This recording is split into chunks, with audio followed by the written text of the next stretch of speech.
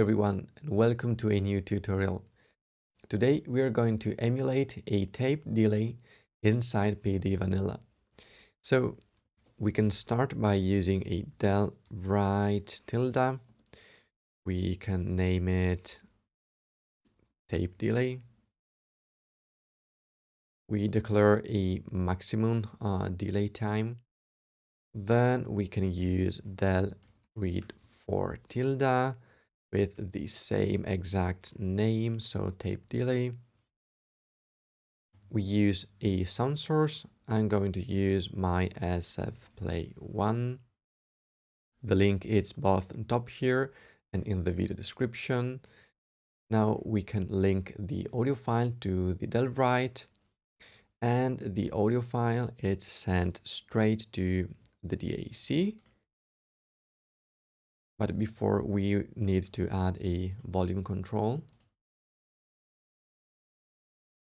So normalized between 0 and 1. And finally, we send it to the DAC. Now, to read through the delay line, we are going to use a line tilde with a message that says go to the incoming value in a specific time. So let's say 100 milliseconds.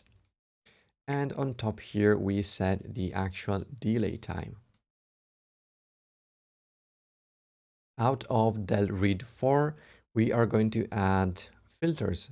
These filters are going to change and make the sound smoother each repetition.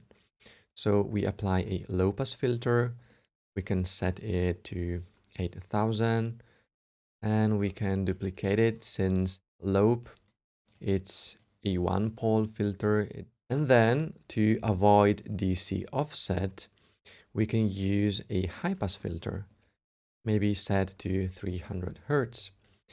If your audio file has already a DC offset, using a delay will increase that offset. So we can minimize that effect by using a high pass filter.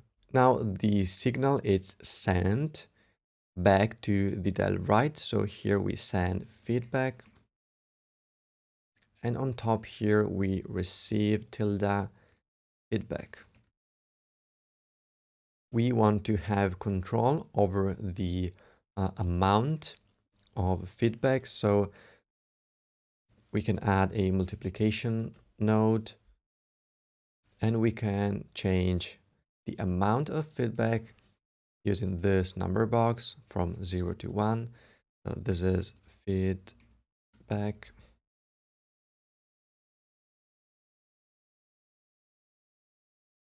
And this number box on top is the delay time. We can set its limits from 100 to, let's say, 2000, which is the maximum delay time of our delay line produced by del write.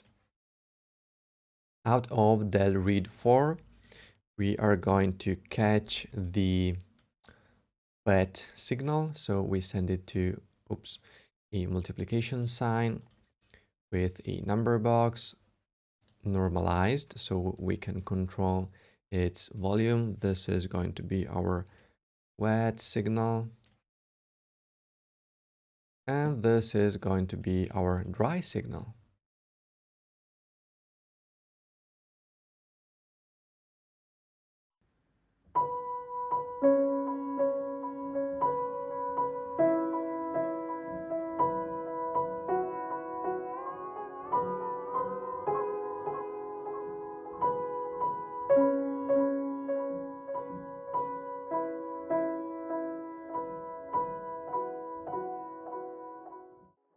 Of course, if you want to change the color of your sound, you can change the color frequency of your high pass and low pass filter.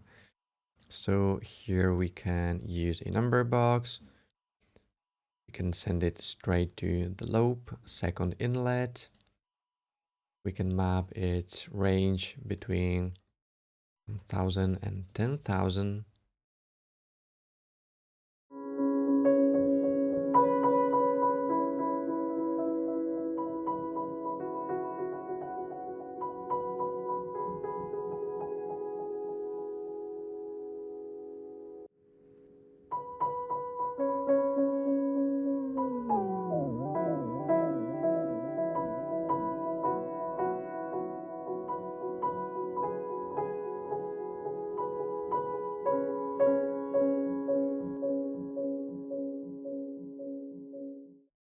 that was all for today's tutorial.